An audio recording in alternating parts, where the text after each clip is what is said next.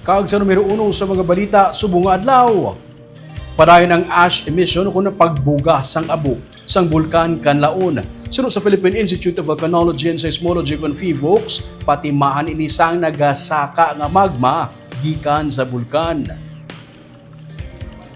Subong lamang nga adlaw Enero 27 may 3:51 AM to 4:22 AM nga ash emission nga natugas o nagtugas ang plume nga may 500 meters ang kataason gikan sa summit sang crater sang bulkan Kanlaon.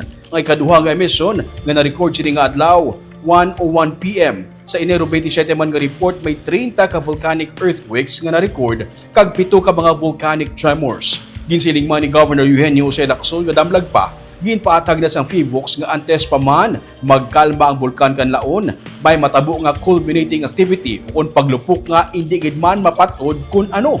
Sunod sa gobernador, may muayan ini lava flow o kung kasubong sang daw fireworks.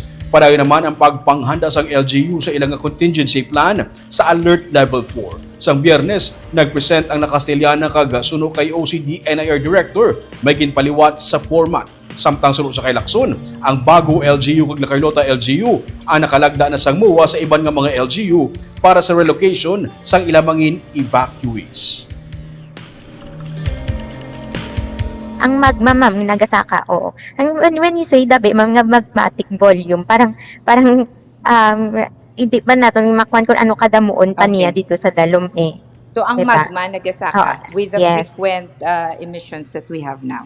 Ash emission is now considered an eruption, but this is not yet the activity that will finally calm down Kanlaon. So, expected na yapon na isang major.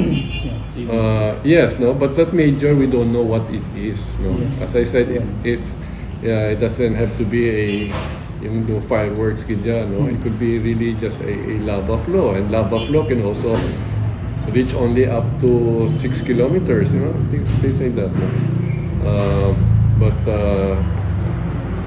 before they can even think of bringing down the alert level,